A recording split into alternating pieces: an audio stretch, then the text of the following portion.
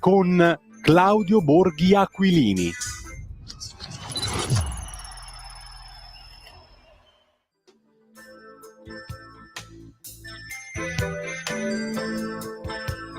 Si ritorna in onda, ancora il buongiorno da Sammy Varin, siamo alla scuola di magia e ritorna con noi l'onorevole Claudio Borghi Aquilini. Buongiorno, ben trovato. Buongiorno a voi. Allora, cos'è successo? Qui passa un weekend e succede sempre qualche cosa di grave, di gravissimo. È successo qualcosa che non ci aspettavamo, o forse sì, o forse più avanti, o forse. Claudio Borghi, qual è il tuo pensiero sulla dipartita del Papa e soprattutto stiamo leggendo in queste ore la rassegna stampa, un Papa molto divisivo anche per gli editoriali molto diversi che ci sono sui vari giornali, quelli più politici raccontano parecchio e anche quelli che non dovrebbero essere politici alla fine entrano nella politica. Chi era Papa Francesco? Guarda, il mio pensiero per voi sarà quello di non parlarne, nel senso che ne avrete credo già abbastanza. Io tendo, se posso, a dire cose o a cercare di dire cose che portano un po' di valore aggiunto. In generale sono persona che non commenta mai, credo, morti di nessuno, più che altro perché penso che il pensiero di fronte alla morte sia una cosa privata e non appena diventa pubblico, specialmente da parte di un personaggio pubblico, tante volte c'è molta ipocrisia. Io poi insomma ho un rapporto molto, come dire, anche diciamo così in vista di me stesso, un rapporto molto disincantato nei confronti della morte. Credo che sia assolutamente un fatto della vita. Cioè, ogni volta mi sembra di vedere gente che si stupisce di fronte al mistero della morte, e forse abbiamo perso un po' di quella consuetudine della morte che avevano gli antichi, che appunto, sapendo che prenderà tutti e che appunto è un fatto inevitabile della vita, magari erano usi ricordarselo ogni giorno, no? Quel famoso ricordati che prima o poi morirai, no? E che serviva al saggio per diciamo vivere appieno la propria vita. Sicuramente è stato un uomo che ha vissuto appieno la sua, ma ripeto, non vi dico nulla perché non credo di poter aggiungere niente di particolarmente interessante. E allora vediamo dove ci porta Claudio Borghi Aquilini, perché immediatamente hai WhatsApp che ti danno manforte. Bravo Claudio, per pietà, parliamo d'altro, scrive qualcuno. Allora facciamo così, Claudio, ci fermiamo per 30 secondi, facciamo adesso la pausa e poi vediamo dove ci porta la tua scuola di magia. Qualcun altro sta scrivendo no, perché arriverà anche Trump per le esequie e quindi ci si porta già avanti dicendo e chissà mai quella famosa chiacchierata che doveva fare in Italia. Beh, ci fermiamo, torniamo tra pochissimo.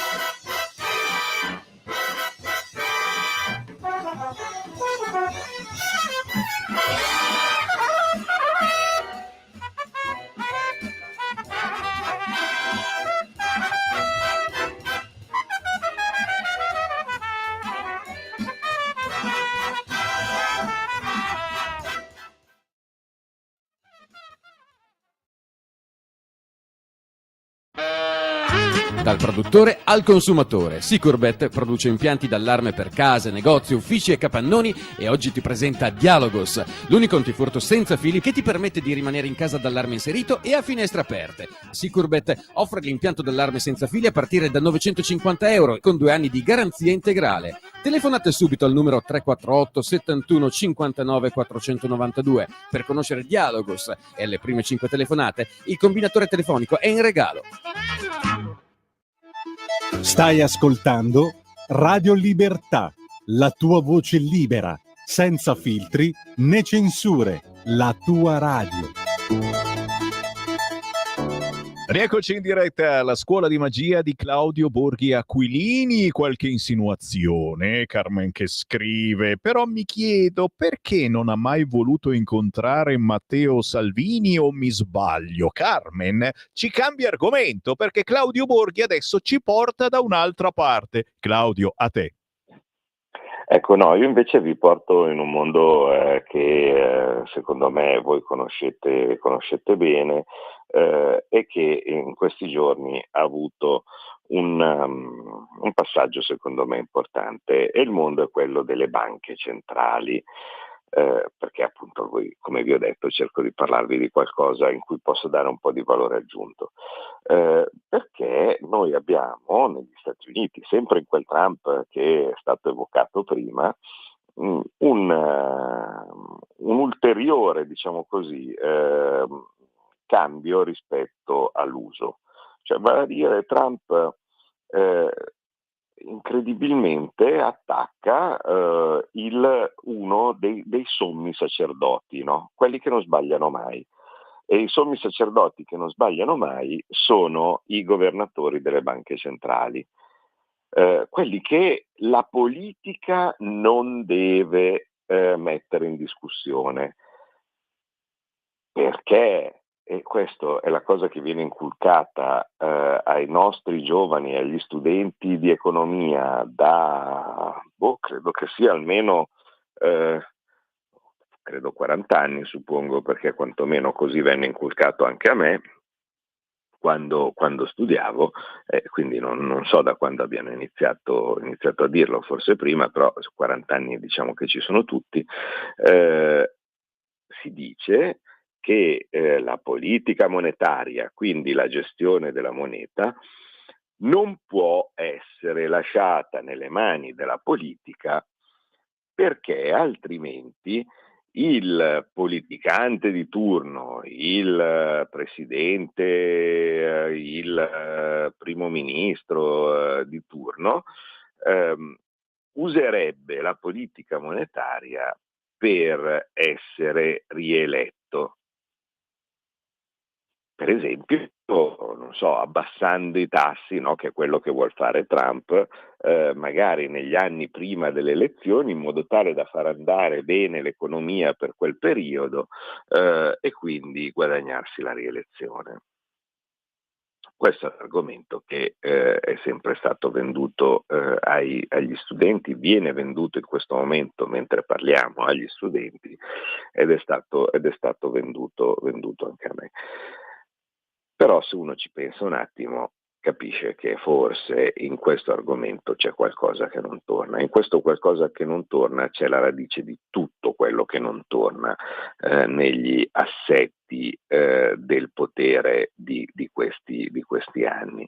E questo tutto quello che non torna negli assetti del potere di questi anni ritorna sempre allo stesso punto di partenza, vale a dire, ma allora la democrazia, vale a dire quello che voi siete in grado di decidere con il voto, conta qualcosa o no?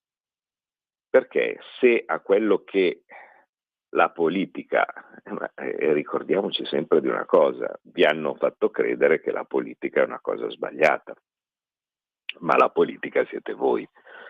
Di tutti i vari poteri dello Stato, l'unico dove voi o noi, se ci mettiamo, io mi viene da dire voi perché in questo momento sono quello che parla e voi ascoltate, ma ovviamente sono esattamente nella stessa posizione, quindi mi verrebbe da dire l'unico in cui noi cittadini abbiamo qualcosa da dire è la politica, perché è l'unica cosa eletta da noi con il voto. Gli altri poteri, la magistratura, la burocrazia, la ricchezza dei grandi potentati economici, le persone il famoso deep state, le persone che sono dentro nei palazzi della politica, dei ministeri e così via, da tempo.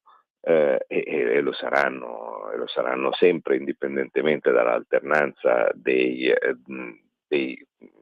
quelli eletti al momento, sono lì senza chiedervi nulla, sono lì di loro. Viceversa, gli unici che voi avete la possibilità di eleggere sono esattamente quella politica che vi hanno, diciamo così, insegnato ad odiare. Ma non suona strano che una parte fondamentale della gestione dello Stato e del potere, qual è la moneta, quindi la capacità di influenzare per tramite della moneta l'economia e quindi anche la crescita di posti di lavoro, le tasse, insomma, tutto quello che in teoria voi credete di poter influenzare o di poter decidere con il vostro voto, in realtà sia sottratto alla possibilità di chi viene eletto di poter essere gestito, perché è dato in mano a qualcuno che deve poter essere indipendente dalla politica e quindi da voi.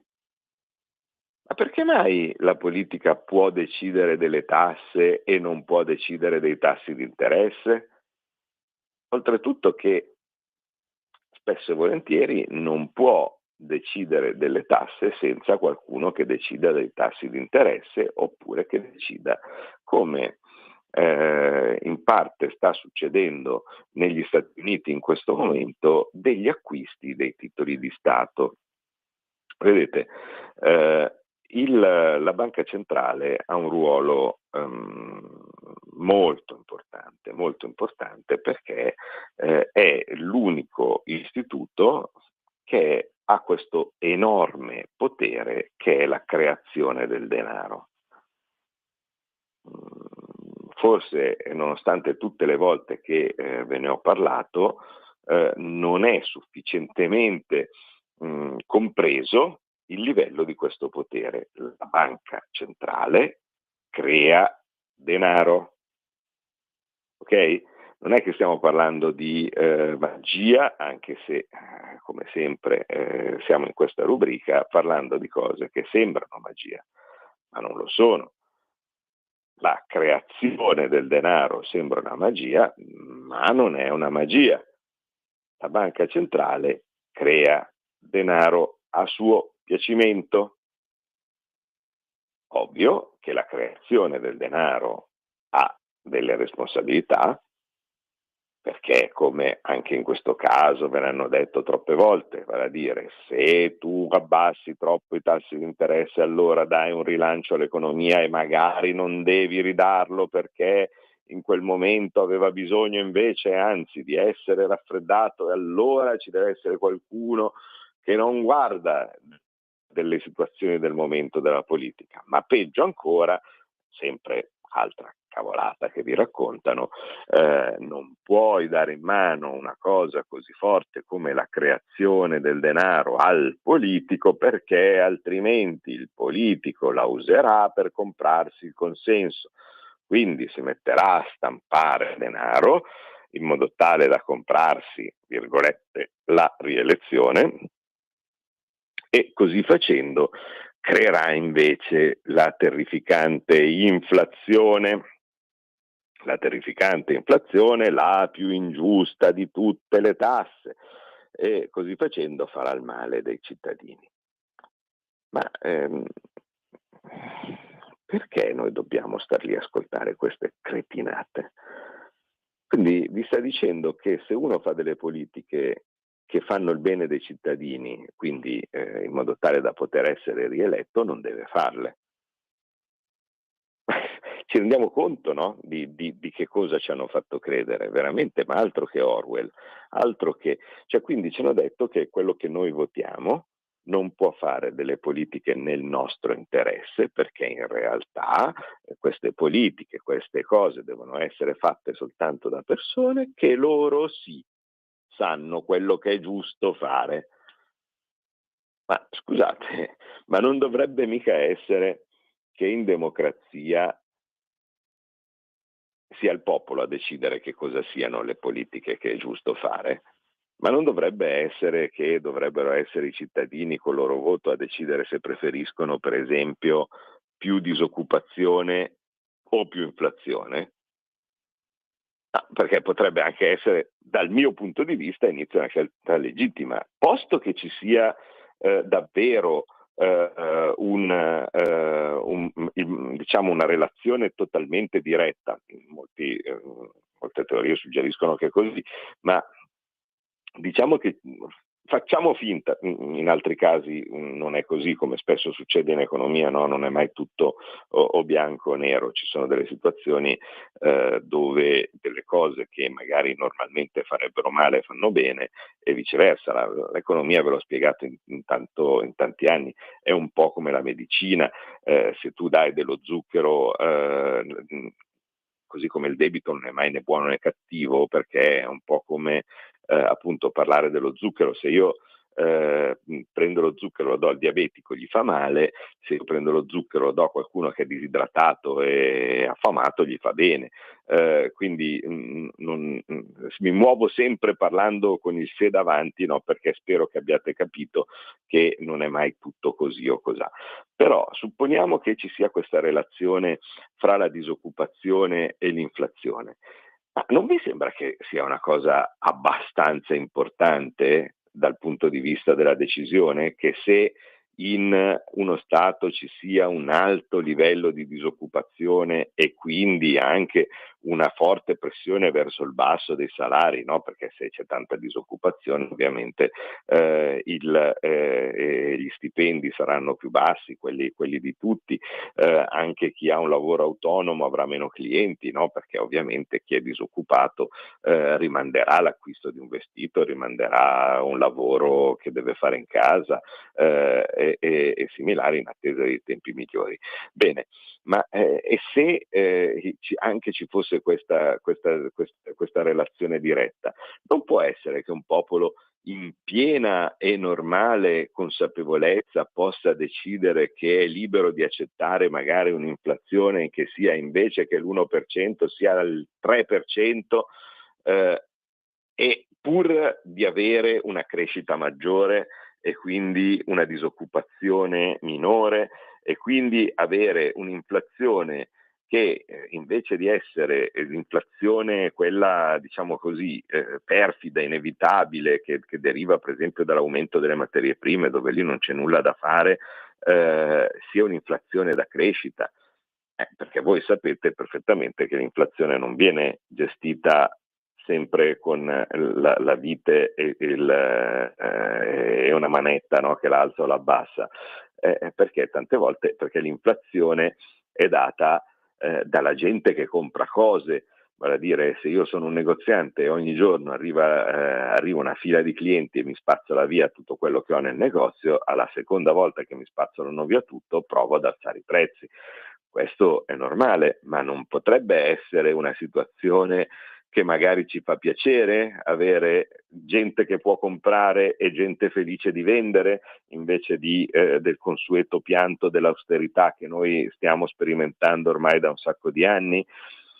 Ora, tutto questo sono, diciamo, nozioni che dovrebbero essere tenute presente da tutti, per comprendere cosa possono essere le scelte. Invece no, la banca centrale tende, ci hanno detto che deve essere sottratta all'influenza del voto. E Trump sta sperimentando poi oltretutto una delle situazioni che abbiamo sperimentato anche noi, e ci ha fatto capire molto bene cosa vuol dire non avere il controllo della banca centrale. Sta incredibilmente sperimentando in parte una cosa molto simile allo spread, vale a dire, avete letto che in questi giorni il dollaro scende, che i tassi della banca centrale salgono perché i mercati non si fidano di quello che dice Trump. Trump invece giustamente dovrebbe dire: ma i tassi della banca centrale, ma perché non scendono? Cioè, tenuto presente che bisogna rilanciare l'economia, e quindi bisognerebbe abbassare i tassi in modo tale che sia più facile prendere a prestito soldi, che gli affitti di tutti calino, e quindi che ci sia più denaro che rientra nelle tasche dei cittadini, e che quindi l'economia possa salire un pochettino, proprio per alleviare anche parte diciamo così, dello shock che ci può essere rispetto al cambio di politica che sta attuando da altre parti. Cioè, è giusto dal suo punto di vista, ed è giusto secondo me anche dalla mia, che ci sia una coordinazione fra le politiche che fa un governo, quindi le politiche che possono essere fiscali, i dazi, insomma tutte le cose che sta facendo lui, rispetto alla politica monetaria. È certo però che se uno gli fa credere, o fa credere alla gente, che gli acquisti dei titoli di Stato che ci sono sul mercato dipendono dalla benevolenza dei mercati, purtroppo sta facendo credere una bugia grossa. In realtà quello che dovrebbe succedere è che la banca centrale può decidere in qualsiasi momento qual è il livello dei tassi di interesse e chi compra i titoli di Stato o meno. Quando i nostri titoli di Stato non li comprava nessuno, e allora c'era lo spread che mandava via Berlusconi, e allora c'era i risolini di Sarkozy e della Merkel che dicevano che bisognava fare austerità, che bisognava diventare credibili e quindi bisognava vendere tutto quello che avevamo compreso, bisognava sacrificare i primogeniti perché così facendo saremmo diventati credibili. In realtà anche quel trucco di magia, se vi ricordate, fu svelato istantaneamente, perché a un certo punto, quando l'incendio cominciava a lambire la casa dei francesi, arrivò Mario Draghi, che disse il famoso whatever it takes, e allora a quel punto istantaneamente ricordò che la banca centrale può comprare tutti i titoli di Stato che si vogliono, e quindi chi si metteva a vendere i titoli di Stato a prezzi molto bassi e da panico sotto il loro valore nominale smise istantaneamente di farlo, perché dice: ma perché io devo vendere a 80, a 70 una cosa che la banca centrale ha detto che potrebbe ricomprare a 100? Aspetta un attimo che mi fermo. Risultato: magicamente i prezzi dei titoli di Stato erano ritornati a salire, quindi lo spread era sceso e tutto era rientrato normale, nella normalità. Dopodiché la banca centrale ha iniziato a fare quello che vi ricordate, si chiamava il quantitative easing, vale a dire compriamo titoli di Stato, creiamo denaro dal nulla per comprare dei titoli di Stato. Ed ecco che man mano lo spread aveva cominciato a scendere, i tassi avevano cominciato a scendere, e i tassi erano addirittura arrivati a zero o negativi.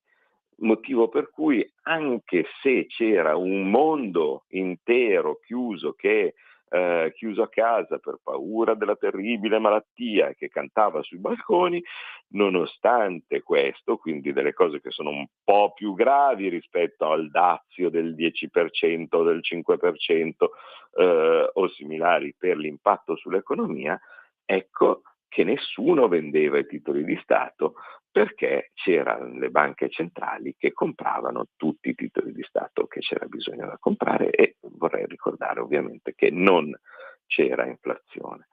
Quindi il fatto che Trump metta in discussione questo dogma, molto più dogma di molti dogmi religiosi, cioè vale a dire che la banca centrale deve essere indipendente dal potere politico, secondo me è uno snodo importantissimo, che significa arrivare esattamente al punto così ben descritto nel libro che sto leggendo in questo momento, che ovviamente consiglio anche a voi, che è quello di Marcello Foa, La società del ricatto, dove descrive il punto in cui lui posiziona questa data circa attorno agli anni 90, dove queste elite multiglobali, globaliste, che sono nelle banche centrali, che sono nell'ONU, che sono nell'OMS, che sono in tutti questi club internazionali e globalisti, hanno deciso che da strumenti che erano inizialmente per portare l'egemonia americana nel mondo, iniziano a pensare che tutto sommato loro possono prendere direttamente il potere e fregarsene anche di quello che votano gli americani stessi, perché possono decidere loro e comandare loro. Questo momento che negli anni 90 ha coinciso anche per un riflesso, insomma, anche da noi con Mani Pulite, la delegittimazione della politica, dove oltretutto qualcuno forse si ricorda, sono stati utilizzati degli strumenti che si rumoreggiava non essere troppo distanti dalla volontà di un certo deep state americano. Questo potere ha cominciato a passare da quello che decidete voi o noi, come si diceva prima, a quello che decide questo gruppo, questa elite di illuminati che ha pensato che il voto fosse fastidioso e che quindi quello che noi cittadini decidiamo deve venire dopo rispetto a quello che un gruppo di persone che sanno quello che deve essere fatto invece pensa di fare. E qui ci fermiamo con tanti ringraziamenti alla Scuola di Magia di Claudio Borghi Aquilini, perché ci ha portato su un argomento che oggi non viene assolutamente trattato da nessun quotidiano, perché sapete ci sono altre cose preeminenti, però dopo un po' magari bisogna anche voltare pagina. Claudio Borghi, grazie davvero, buon lavoro, ci risentiamo presto. Grazie Sammy, auguri in ritardo di buona Pasqua a tutti e arrivederci. Auguri di buona Pasqua, buona Pasquetta, ma soprattutto restate lì perché tra pochissimo un'edizione straordinaria di Zoom con Antonino Danna. Avete ascoltato Scuola di Magia.